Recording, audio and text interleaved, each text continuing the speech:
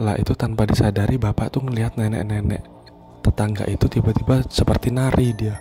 Nari di belakang rumahnya, nari-nari kayak seolah mau berubah menjadi makhluk astral seperti itu. Tapi karena kebetulan bapak nggak sengaja melihat, jadi dia menari-nari bolak-balik. Halo Sabs, kembali lagi di channel Blank Story. Kembali lagi bersama gue Vin. Dan kali ini kita akan mendengarkan cerita horor lagi dari Bang Darwin ya. Oke, buat yang belum tahu, Bang Darwin ini punya nama panjang. Nama panjangnya adalah Sebastian Darwin. Wah, keren banget ya namanya. Sebelum masuk ke ceritanya, kita sapa-sapa dulu. Ada Bang Darwin di sini. Halo Bang, selamat malam. Malam Bang Vin, malam-malam. Oke, sekarang ini Bang Darwin mau cerita lagi nih Bang ya. Oke, mantap. Dan ini nggak lupa juga sahabat Blank Story, ada Bang Aron. Halo Bang Aron, selamat malam Bang. Halo Bang Vin, halo Bang Darwin. Oke, mantap. Bang Aron ini partner kita yang paling the best ya. Nanti Bang Aron nih bisa ngeliat apa yang diceritakan dari Bang Darwin ini. Oke, sebelum masuk ke cerita Bang Darwin, untuk teman-teman sobat Blank Story, jangan lupa di like, komen, dan pastinya di subscribe dong. Kalau bisa dihidupkan loncengnya biar nggak ketinggalan cerita-cerita serem dari Blank Story. Oke, nggak usah lama-lama, langsung kita mulai ceritanya. Bang Darwin silahkan. Ciao. Halo sobat Blank Story, mungkin yang belum kenal saya Sebastian Darwin, biasa dipanggil Darwin. Oh ya, hari ini saya akan menceritakan kisah tentang diri saya waktu masih kecil ya, teror celuluk. Jadi ini kejadiannya di Bali. Jadi istilah celuluk itu kayak manusia yang memiliki kemampuan untuk berubah wujud, jadi seperti ilmu hitam. Jadi kalau di Kalimantan itu seperti kuyang. Dia memangsa anak-anak kecil atau janin-janin atau ibu hamil seperti itu. Oke, kita flashback ke tahun 90-an, dimana waktu itu saya masih berusia 2 atau 3 tahun. Ini ibu saya menceritakan waktu pada saat itu. Oh ya, ibu saya nih orang Bali, orang Hindu, dan bapak saya orang Jawa, Muslim. Pas waktu nikah itu ibu saya udah mualaf ya, masuk Islam. Tapi kalau keluarga Hindu semua. Jadi pertempatan di Bali waktu saya kecil itu, kata ibu sih, saya kena serangan leak gitu, orang bisa ngeleak gitu. Jadi setiap malam itu katanya saya teriak-teriak, ketakutan, ngelihat cermin ketakutan, ngelihat kuku ketakutan. Pokoknya seperti diteror gitu, kayak mau dimangsa gitu. Lah sebelum kejadian teror itu, jadi kita sekeluarga punya tetangganya itu nenek-nenek. Misalnya kalau di Bali itu bilangnya dadong. Itu gerak-geriknya emang udah aneh gitu. Kata ibu sih bilang seperti itu. Awalnya baik, ibu nggak ngerasa kayak punya firasat aneh. Tapi kelamaan nenek-nenek itu memperlihatkan gerak-gerik yang aneh banget. Jadi misalkan pertama sering bawa makanan ke rumah, sekali, 2 kali katanya biasa. Terus nenek saya juga bilang katanya, hati-hati sama orang itu, katanya kok gerak-geriknya aneh gitu. Ibu sih masih berpikiran positif waktu itu. Terus juga kadang-kadang bilang gini, ini pakai bahasa Bali ya guys, idih besik siap nenah katanya. Jadi dalam bahasa Indonesianya tuh gini, minta 1 ayamnya ya, padahal ibu saya tuh nggak melihara ayam, nggak melihara apa gitu. Sing ada dong, sing ngelah siap katanya. Oh katanya, nggak punya ayam saya gitu.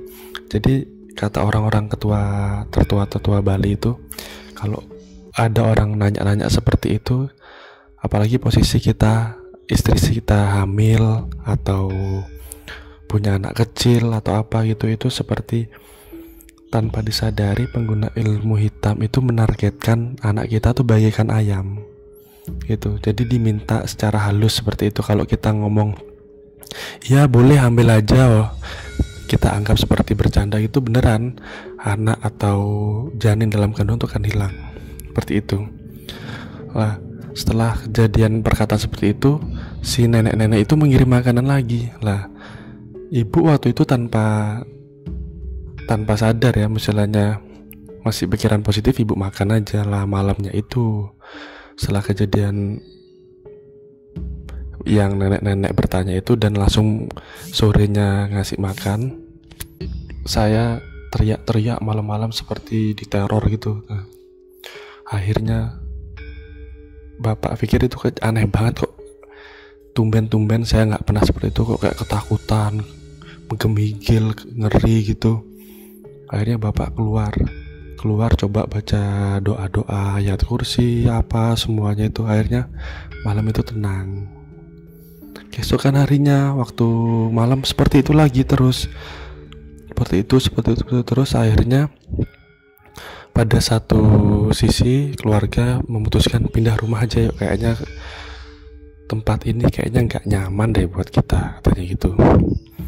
Setelah diselidiki, bapak kebetulan ngelihat nenek-nenek itu, jadi sekatnya itu kayak perumahan waktu zaman itu tahun 90-an, tapi temboknya tuh kecil, sedang-sedang gitu, jadi masih sebatas bisa kita lah kalau seukuran orang dewasa bisa ngelihat lah tembok sebelah rumah ke sebelah rumah.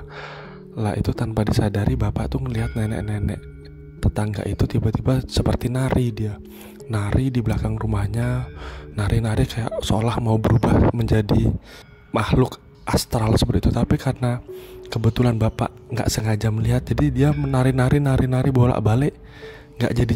Akhirnya dia masuk. Oh, akhirnya bapak punya feeling kayaknya ini yang ganggu keluarga aku ini, seperti itu. Keesokan harinya kami pun pindah rumah dari tempat itu. Namun pada akhirnya setelah pindah rumah, keadaan tenang, udah nggak ada gangguan lagi lah. Ada beberapa barang yang ketinggal, katanya ibu waktu itu, barang ketinggal di rumah yang lama. Akhirnya bapak ngambil barang yang itu lah. Padahal kata orang-orang kalau udah ketinggalan di barang rumah yang lama itu jangan diambil lagi, soalnya takutnya pengganggu jinnya itu ikut lagi. Lah bener, setelah bapak ngambil barang, akhirnya pindah ke rumah yang baru. Barang yang dari rumah lama itu seperti kayak sinyal, memberikan sinyal itu. Jadi malamnya saya teriak-teriak lagi seperti diteror itu, ketakutan, ngelihat cermin lagi, teriak-teriak katanya, ngelihat kuku, ketakutan, ngelihat kuku sendiri seperti kayak ada bayangan diteror gitu katanya ibu. Akhirnya tanpa pikir panjang bapak langsung mencari pengobatan, karena di Bali sudah nggak ada istilahnya pada waktu itu, istilahnya kalau di Bali lebih mayoritas orang Hindu semua, jadinya orang Islamnya tuh dikit. Akhirnya memutuskan untuk ke Jawa cari pengobatan. Berangkatlah pada malam itu langsung ke Jawa tanpa pikir panjang, soalnya katanya ibu sih keadaanku itu kayak istilahnya kritis gitu, misalnya kayak bingung gitu, udah takutan, panas, semuanya campur aduk katanya. Setelah tiba di Jawa, akhirnya bapak ke rumah Ustadz, namanya Ustadz Ali. Ustadz Ali ini punya pesantren cukup besar di daerah Jawa Timur ya, tapi nggak bisa nyebutin tempatnya aku. Lah setelah sampai di rumah Ustadz Ali, di pesantrennya itu, Ustadz Ali hanya tersenyum.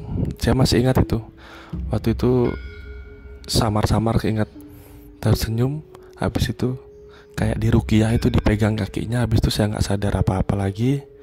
Bapak sama ibu yang menyaksikan katanya teriak-teriak minta ampun, jinnya seperti itu, ampun, nggak ganggu lagi istilahnya itu.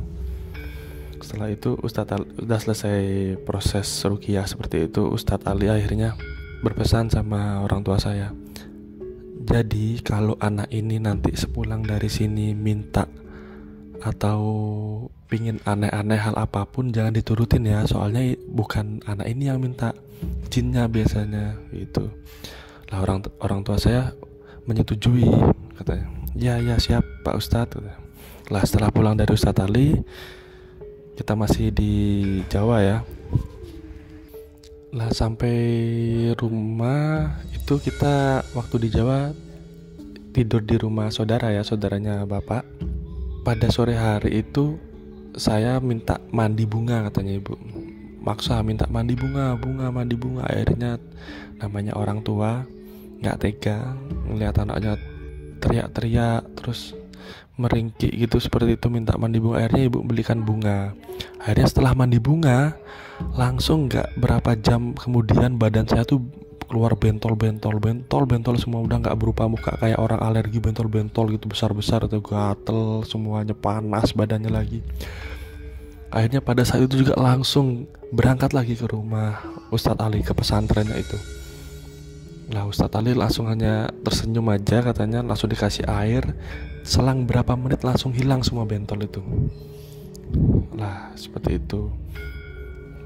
Jadi emang bener-bener waktu tahun-tahun seperti itu, teror-teror di Bali kayak Lea, Celulu itu kayak seperti merajalela waktu itu. Jadi bener-bener mencekam rasanya kalau orang-orang baru hamil, baru punya anak kecil atau itu. Lah semenjak kejadian seperti itu, semakin lambat laun, semakin saya dewasa, semakin dapat merasakan hal-hal yang bisa dibilang di luar nalar gitu. Pertama saya anggap seperti biasa sih, misal saya lewat terus ada sekelibetan lewat putih atau apa gitu, saya masih berpikiran positif. Soalnya kan pikir saya, karena saya sering nonton film hantu, mungkin halusinasi atau apa. Tapi lama kelamaan tiba-tiba pada suatu hari di rumah ada orang notok-notok di pintu, di jendela, tok. Saya pikir maling malam-malam itu, ada maling nih mau nyongkel jendela. Pas saya buka korden, tahu-tahu ada, ya itu hampir mirip Celulu itu, rambutnya keribo, giginya panjang, matanya merah, tiba-tiba kayak seperti mengintip di jendela gitu. Kaget saya sampai seperti itu. Akhirnya lambat laun semakin jelas kelihatan seperti itu. Lah karena rasa penasaran saya, apa ini efek yang waktu kecil dulu karena seperti diteror itu atau apa gimana, saya tanya ke teman-teman yang lebih mengerti, lebih paham hal-hal seperti itu. Kata teman-teman sih, emang sudah ada keturunan untuk melihat sesuatu itu, katanya. Turunan itu dari darah ibu, dari leluhur dari Bali, seperti itu. Ya mungkin keturunan bangsawan bisa jadi. Nah seperti itu Bang Vin, Bang Aron. Mungkin Bang Aron bisa menjelaskan lebih lanjutnya ya. Terima kasih buat cerita Bang Darwin. Cukup menarik ya cerita dari Bang Darwin ini, karena memang masa kecilnya, dari kecil Bang Darwin ini udah sering diserang ya Bang. Iya Bang Vin, diserang itu kayak seolah kayak istimewa gitu loh. Jadi kalau mereka para pengguna ilmu hitam dapetin saya sebagai tumbal, itu kayak mereka peningkatan ilmunya kayak 100 kali lipat seperti itu Bang Vin. Gak tahu nih kalau menurut Bang Aron nih, gak tahu gimana nih. Kalau menurut Bang Aron itu ada nggak Bang? Wah, jadi anak kecil yang memang benar di mata orang yang punya kekuatan kayak gitu tuh, ada anak kecil istimewa itu daripada anak-anak yang lain gitu. Ada nggak Bang menurut pandangan Bang Aron? Kalau menurut Aaron sendiri itu ada, soalnya setiap orang itu kan memiliki energi yang berbeda-beda. Jadi ada beberapa orang atau anak, dimana kalau anak kecil ini biasanya itu kan polos, dia memiliki kesucian yang lebih tinggi daripada kita, daripada orang-orang dewasa, dimana orang dewasa biasanya kan memiliki banyak dosa, sedangkan anak kecil masih sedikit atau bahkan nggak ada. Nah, kesucian inilah yang biasanya mereka itu pakai kayak gitu. Mereka pakai biasanya itu entitas yang disebut jin atau iblis atau setan itu, mereka itu suka anak yang memiliki energi besar dan dia dalam keadaan suci.